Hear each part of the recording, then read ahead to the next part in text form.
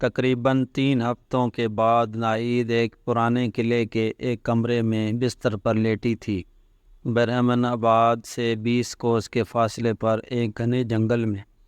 یہ قلعہ کسی زمانے میں گنگو اور اس کے ساتھیوں کی قیامگاہ ہوا کرتا تھا۔ چند دنوں سے گنگو اور اس کے ساتھی پھر ان پرانے کھنڈروں کو آباد کر چکے تھے۔ ناہید کے زخم اور بخار سے گنگو کو سخت تشویش تھی، اور یہی وجہ تھی کہ اس نے ناہید کے شفا یاب ہونے تک ایسی جگہ کو اپنی قیامگاہ بنایا تھا جو گرد و پیش کے خطرات سے محفوظ تھی۔ گنگو لوٹ مار سے توبہ کر چکا تھا۔ اسے ایک خاص مقصد کے لیے اپنے ساتھیوں کے لیے گھوڑے اور دوسرے ساز و سامان کی ضرورت تھی۔ جہاز غرق ہو جانے کے بعد اس کے پاس صرف 4 بیش قیمت ہیرے رہ گئے تھے جنہیں وہ ہر وقت اپنے پاس رکھتا تھا۔ وہ ایک گجراتی تاجر کا بھیس بدل کر برہمن آباد پہنچا۔ وہاں صرف 2 ہیرے بیچنے سے اسے اس قدر رقم مل گئی جو اس کے تمام ساتھیوں کو گھوڑے، تلواریں اور کھانے پینے کا سامان مہیا کرنے کے لیے کافی ثابت ہوئی۔ گنگو کو دیبل کے آس پاس اگر کوئی اس قسم کی جائے پناہ مل جاتی تو وہ یقیناً اسے اپنی سرگرمیوں کا مرکز بناتا، لیکن وہاں کوئی موزوں جگہ نہ ہونے کے علاوہ گنگو کو یہ بھی یقین تھا کہ قیدیوں کو راجا کے سامنے ضرور پیش کیا جائے گا۔ چند دنوں سے گنگو کے ساتھی دیبل اور برہمن آباد کے درمیان تمام راستوں پر پہرا دے رہے تھے۔ گنگو کی نیت کے متعلق خالد کے تمام شکوک دور ہو چکے تھے۔ مایا بھی دن رات ناہید کی تیمارداری کر کے گنگو کو کسی حد تک اپنی نیک نیتی کا ثبوت دے چکی تھی اور ناہید کے شبہات بھی دور کر چکی تھی، لیکن خالد پر اس کی کسی بات کا اثر نہ ہوا۔ اس کے لیے گویا وہ تھی ہی نہیں۔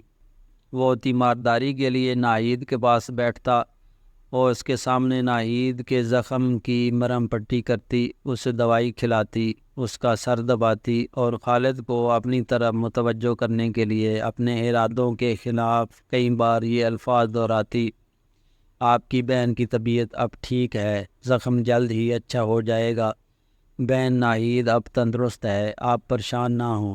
لیکن خالد کی طرف سے کوئی جواب نہ پا کر وہ یہ محسوس کرتی کہ خالد کی آنکھیں اور کان اس کے لیے بند ہو چکے ہیں۔ دریائے سندھ کے دہانے سے اس مقام تک کشتی کے طویل سفر میں بھی یہی حالت تھی۔ دریا میں وہی پانی تھا جسے وہ سمندر میں دیکھ چکی تھی۔ ہر صبح وہی سورج طلوع ہوتا اور شام کے وقت وہی چاند اور ستاروں کی محفل سجتی تھی، لیکن خالد کے طرز عمل میں تبدیلی کے بعد اس کے لیے کائنات کی تمام رنگینیاں پھیکی پڑ چکی تھیں۔ وہ جہاز پر سفر کے دوران اکثر یہ سوچا کرتی تھی کہ کاش خالد کے ساتھ اس کا سفر ختم نہ ہو، کاش کوئی طوفان جہاز کا رخ بدل دے اور وہ خالد کے ساتھ کسی ایسی جزیرے میں پہنچ جائے جہاں صاف اور شفاف پانی کی ندیاں بہتی ہوں، آبشاریں محبت کے گیت گاتی ہوں، سدا بہار درخت لہلاتے ہوں، گہری جھیل میں کنول کھلتے ہوں۔ ان لوگوں میں صرف ناہید ایسی تھی جسے یہ یقین تھا کہ دیبل کے حادثے سے مایا کا کوئی تعلق نہیں۔ وہ مایا کی ذہنی کشمکش کا اندازہ کر چکی تھی۔ اسے جب بھی موقع ملتا وہ خالد کے سامنے مایا کی پاکیزگی، اس کی معصومیت اور اس کی حیا کا ذکر چھیڑ دیتی۔ خالد گفتگو کا موضوع بدلنے کی کوشش کرتا تو وہ کہتی: خالد، تمہارا دل بہت سخت ہے، تم دیکھتے نہیں اس کا سرخ و سفید چہرہ دوپہر کے پھول کی طرح مرجھا گیا ہے۔ تو اس کا بھائی برا ہے، لیکن میرا دل گواہی دیتا ہے کہ وہ معصوم ہے۔ وہ تمہیں اپنی آخری پناہ خیال کرتی ہے، تم اسے تسلی دے سکتے ہو۔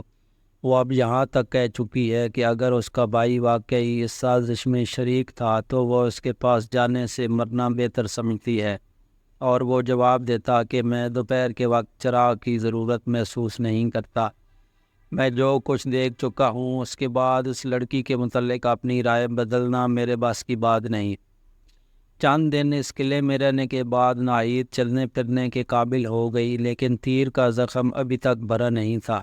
ایک شام مختلف اطراف سے سپاہیوں کی تمام ٹولیاں واپس آ گئی، لیکن خالد اور اس کے 4 ساتھی واپس نہ آئے۔ ناہید نماز مغرب کے بعد اپنے بھائی کی خیریت کے لیے دعا کر رہی تھی، جبکہ گنگو اپنے چند ساتھیوں کو خالد کی تلاش میں روانہ کر کے ایک اونچے درخت پر چڑھ کر اس کی راہ دیکھ رہا تھا۔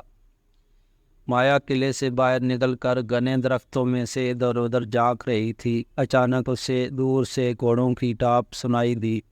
اس کا دل دھڑکنے لگا اور وہ تیزی سے قدم اٹھاتی ہوئی آگے بڑھی۔ اس کا دامن ایک جھاڑی کے کانٹوں سے الجھ گیا۔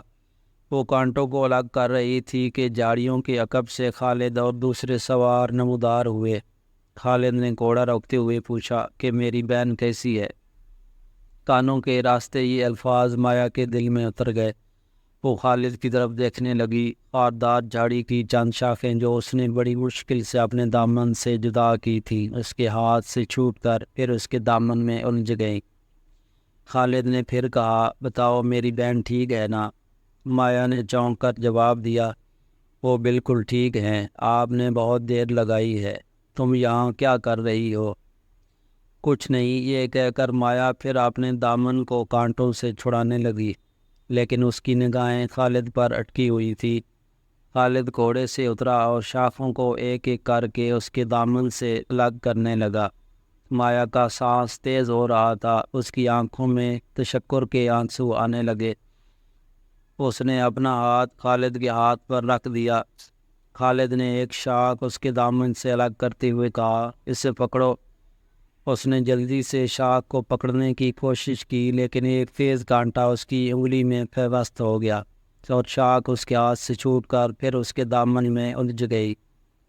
مایا کانٹے کی تکلیف کے باوجود مسکرائی۔ تشکر کے آنسوؤں میں بھیگی ہوئی مسکراہٹ نے اس کا چہرہ شبنم آلود پھول سے کہیں زیادہ دل فریب بنا دیا۔ خالد نے اس کی طرف دیکھا اور آنکھیں جھکاتے ہوئے کہا، لاؤ میں نکال دوں۔ مایا نے کچھ کہے بغیر اپنا ہاتھ اس کی طرف بڑھا دیا۔ خالد کانٹا نکال کر پھر جھاڑی کی طرف متوجہ ہوا۔ اس نے پوچھا، تم یہاں کیوں آئے؟ مایا نے جواب دیا، قلعے میں گرمی تھی اور میں ذرا ہوا خوری کے لیے نکل آئی تھی۔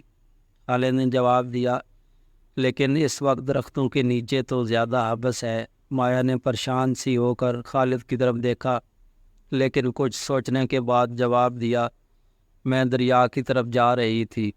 دریا دوسری طرف ہے، میں بھی اسی طرف جا رہی تھی، لیکن کیا؟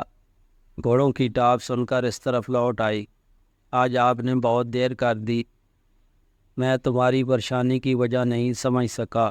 اگر میں زبیر اور اپنے دوسرے ساتھیوں کی طرح قید میں ہوتا تو تمہیں بہت اطمینان ہوتا، لیکن میں تمہیں یقین دلاتا ہوں کہ میں اب بھی قید میں ہوں۔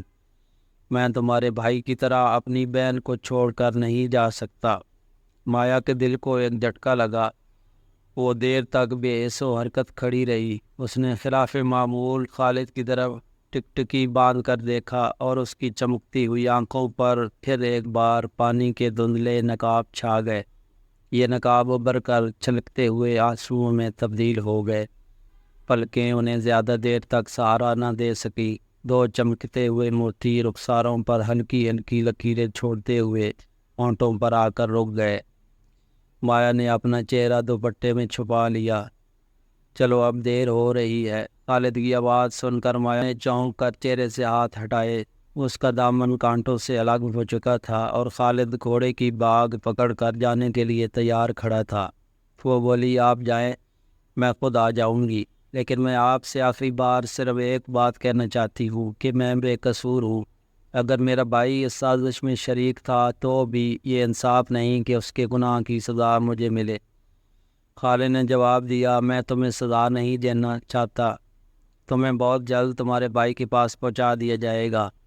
تمہارا بھائی بھی تم سے دور نہیں، وہ یہاں سے 4 کوس دور دریا کے کنارے ایک ٹیلے پر پڑاؤ ڈالے ہوئے ہے۔ وہ راجا سے انعام پانے کے لیے قیدیوں کو برہمن آباد لے جا رہا ہے۔ اس کے ساتھ دیبل کا حاکم بھی ہے۔ کل تک وہ برہمن آباد پہنچ جائیں گے۔ شاید آج رات ہی تمہارے بھائی کے پاس ہمارا پیغام پہنچ جائے، اور اگر اس نے قیدیوں کو چھوڑنا منظور کر لیا تو تمہیں اس کے پاس پہنچا دیا جائے گا۔ میں شروع سے اس بات کا حامی نہیں تھا کہ تمہیں یہاں رکھا جائے۔ ہمارا اخلاق ہمیں یہ اجازت نہیں دیتا کہ ہم ایک بے بس عورت پر ہاتھ اٹھائیں۔ تم اطمینان رکھو۔ آپ کو کس نے بتایا کہ میرا بھائی قیدیوں کو لے جا رہا ہے؟